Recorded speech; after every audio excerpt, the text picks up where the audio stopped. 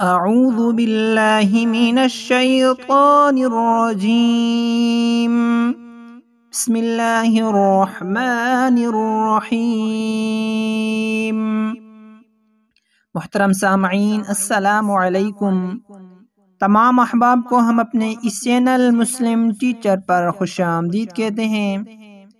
ناظرین کرام، آج کی اس ویڈیو میں ہم انشاءاللہ تعالی ماہ رمضان المبارک کے 17 روزہ کے وظائف سیکھیں گے۔ چلیں ان وظائف کو شروع کرتے ہیں۔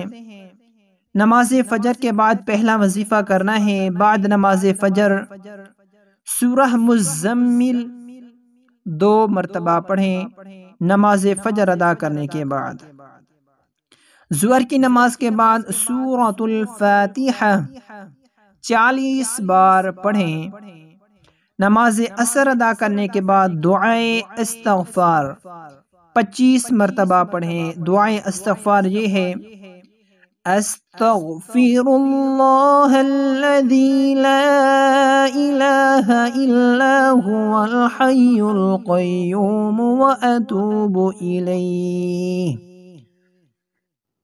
فائدہ: حدیث شریف میں آتا ہے کہ حضور صلی اللہ علیہ وسلم ایک دن میں 200 مرتبہ استغفار پڑھا کرتے تھے۔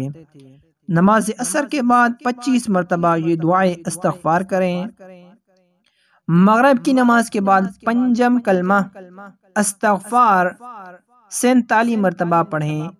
نماز مغرب کے بعد 5th کلمہ سید الاستغفار 47 ٹائمز پڑھیں۔ اس کے بعد نماز عشاء کے بعد سورۃ الفتح 1 بار پڑھیں۔ عشاء کی نماز جب ادا کر لیں تو 1 مرتبہ سورۃ الفتح پڑھیں۔